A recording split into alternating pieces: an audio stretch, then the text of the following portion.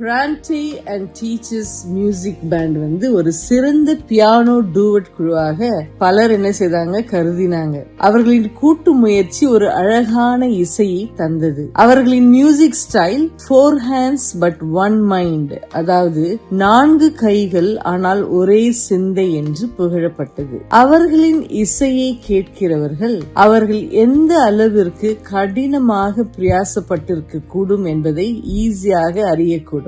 ஆனா அது மட்டும் இல்லைங்க, அவர்கள் அதை அப்படி நேசித்து செய்கிறார்கள். பைபிள்ல பாத்தீங்கன்னா தாவீதும் இசையமைப்பதை ரொம்ப விரும்பினார். ஆனால் அவர் தனது பாடலுக்கு ஒரு உயர்ந்த நோக்கத்தை கொடுக்க தேவனோடு என்ன செய்தார்? இணைந்து செயல்பட்டார். அவரது சங்கீதங்கள் அவரது போராட்டங்கள் நிறைந்த வாழ்க்கையையும் கர்த்தரை சார்ந்து வாழ வேண்டும் என்ற விருப்பத்தையும் என்ன செய்து உறுதிப்படுத்துகிறது. தாவீதின் துதிகளுக்கு பின்பாக இருக்கும் அவருடைய மனதை சங்கீதம் 18:1 பிரதிபலிக்கிறது.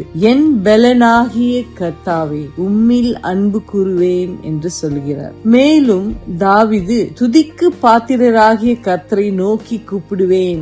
வசனம் 3 எனக்கு உண்டான நெருக்கத்திலே கர்த்தரை நோக்கி கூப்பிட்டேன் என்று தேவனிடத்தில் திரும்புகிறார். நம்முடைய சூழ்நிலையை நம்ம பொருட்படுத்தாம நாமும் நம் தேவனை துதிக்கவும் மகிமைப்படுத்தவும் நம்முடைய இருதயங்களை என்ன செய்யணும்? உயர்த்தணும். அவரே சகல துதிகளுக்கும் பாத்திரர். இந்த இரவு உங்களுக்கு நடந்த எல்லா காரியங்களையும் நினைச்சு கடலுக்கு துதி செலுத்துறீங்களா?